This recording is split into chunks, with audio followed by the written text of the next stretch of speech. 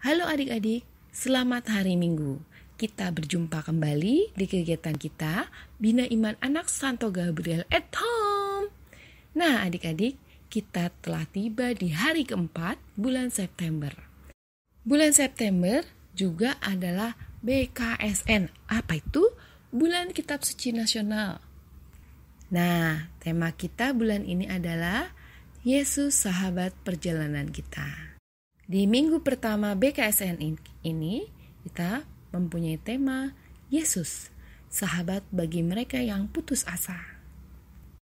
Baik adik-adik, mari kita mempersiapkan hati kita, diri kita untuk membuka acara ini dengan doa.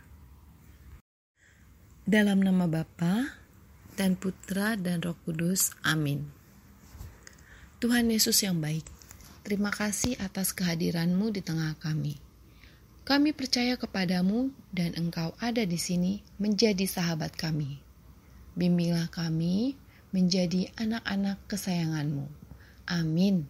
Dalam nama Bapa dan Putra dan Roh Kudus. Amin. Adik-adik, teman-teman, kakak mau tanya, apakah adik-adik pernah jalan-jalan di pantai? Ya, mungkin sebelum pandemi. Bagaimana rasanya? Masih ingat tidak? Saat kita berjalan di pinggir pantai, ada ombak datang. Dan kita terasa seperti bergoyang-goyang dan mau jatuh. Saat itulah kita sangat membutuhkan orang lain untuk memegang tangan kita. Nah, pertanyaan selanjutnya adalah, apakah adik-adik pernah bertengkar dengan kakak atau adik atau kawan sepermainan? Bagaimana perasaanmu ketika hal itu terjadi? Coba dicatat. Yang selanjutnya, apakah adik-adik pernah takut atau ragu karena melakukan kesalahan? Misalnya, belum mengerjakan tugas. Bingung bagaimana menyelesaikannya. Apa yang kamu lakukan? Ada pengalaman-pengalaman yang kadang membuat kita merasa tidak nyaman, bingung, kecewa, sedih atau takut, dan tidak berani untuk bertindak, bahkan merasa putus asa. Kita selalu menjadi ragu atau bimbang karena tidak tahu siapa yang dapat kita andalkan. Kepada siapa kita harus datang? Adik-adik, teman-teman, mari kita membuka Injil Matius 14 ayat 22 sampai dengan 23. Yesus berjalan di atas air. Sesudah itu Yesus segera memerintahkan murid-muridnya naik ke perahu dan mendahulunya ke seberang. Sementara itu, ia menyuruh orang banyak pulang. Dan setelah orang banyak itu disuruhnya pulang, Yesus naik ke atas bukit untuk berdoa seorang diri. Ketika hari sudah malam, ia sendirian di situ. Perahu murid-muridnya sudah beberapa mil jauhnya dari pantai dan diombang-ambingkan gelombang karena angin sakal.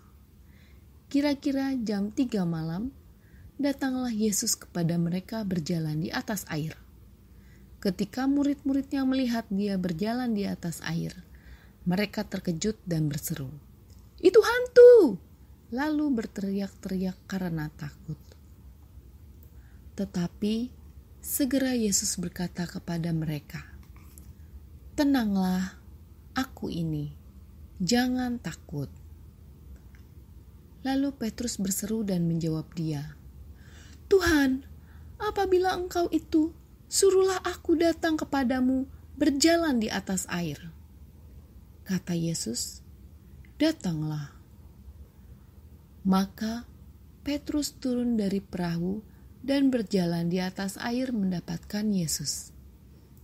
Tetapi ketika dirasanya tiupan angin, takutlah ia dan mulai tenggelam lalu berteriak, "Tuhan, tolonglah aku!" Segera Yesus mengulurkan tangannya, memegang dia dan berkata, "Hai orang yang kurang percaya, mengapa engkau bimbang?" Lalu mereka naik ke perahu dan angin pun redalah. Dan orang-orang yang ada di perahu menyembah Dia. Katanya, "Sesungguhnya Engkau Anak Allah." Demikianlah Injil Tuhan. Terpujilah Kristus. Adik-adik, teman-teman, kali ini silakan siapkan buku dan pensil untuk menjawab pertanyaan di bawah ini. Nomor 1. Selesai mengajar di dekat danau, apa yang dikatakan Yesus kepada para muridnya? A. Naik ke perahu dan menyeberang. B. Pulang. Nomor 2. Sementara Yesus masih di tepi danau, di manakah para muridnya? A. Di bukit. B. Di dalam perahu. Nomor 3.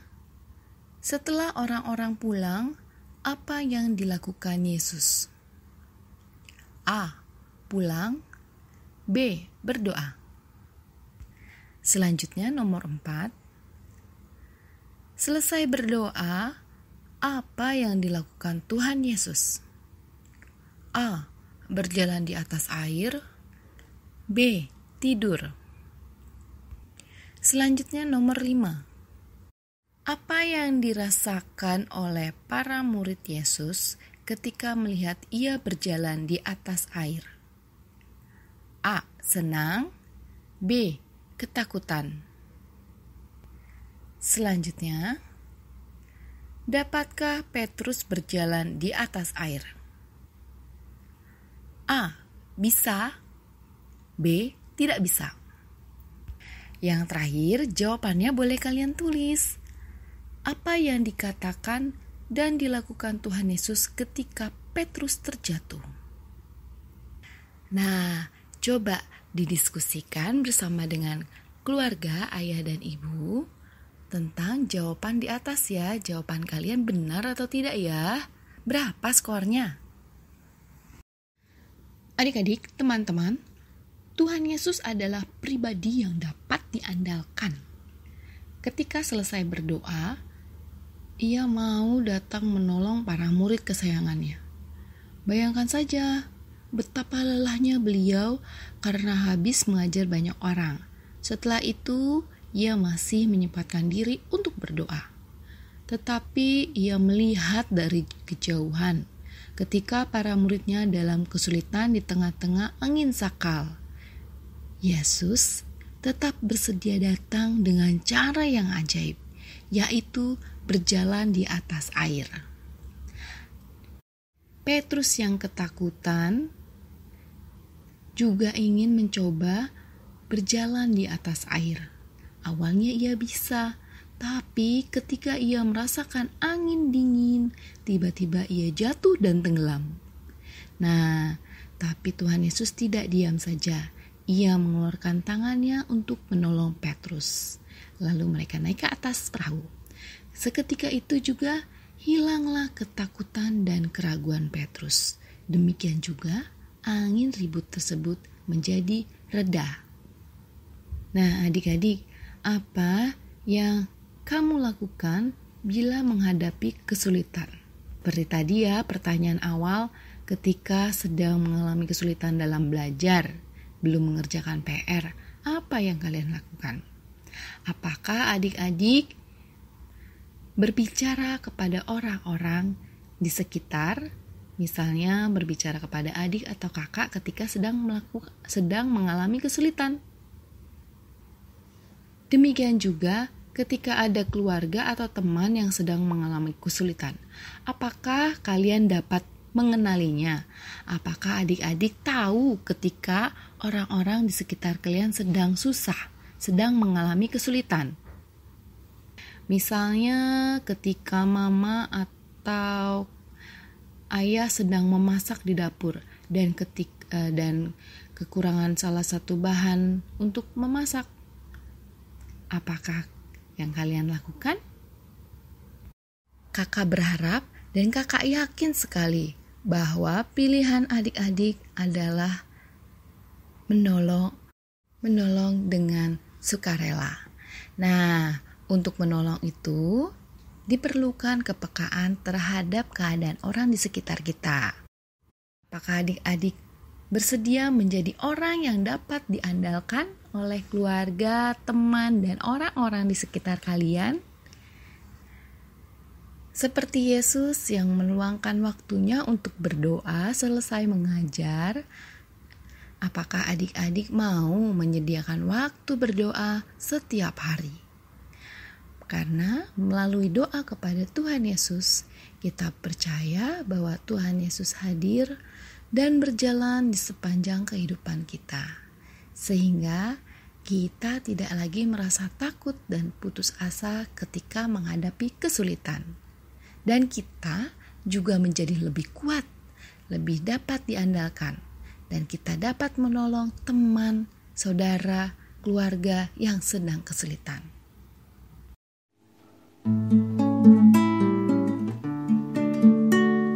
Jalan serta Yesus, jalan sertanya setiap hari.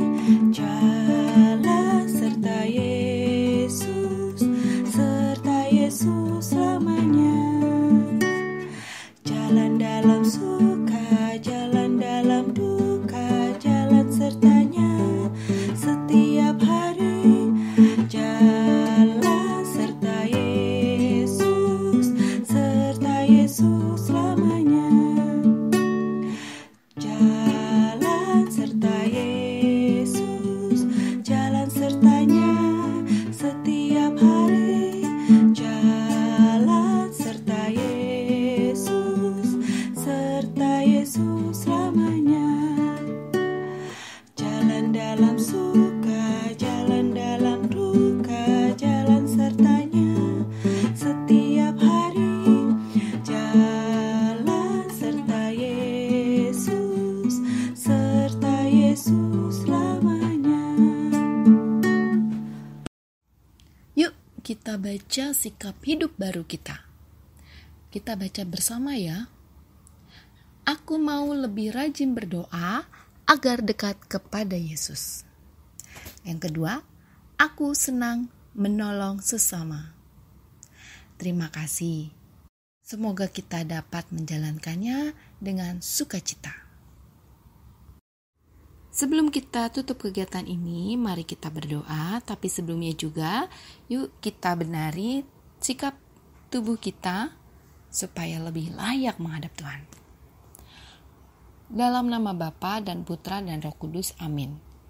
Tuhan Yesus yang baik, kobarkanlah dalam diri kami kasih kepadamu dan kasih kepada sesama kami, supaya kami menjadi anak-anak kesayanganmu. Amin. Dalam nama Bapa dan Putra dan Roh Kudus, amin. Adik-adik, teman-teman, kawan-kawan semuanya, sampai jumpa. Kakak ucapkan saat ini, tapi jangan takut karena minggu depan kita akan bertemu kembali. Tetap semangat dan bersukacita. Tuhan Yesus memberkati.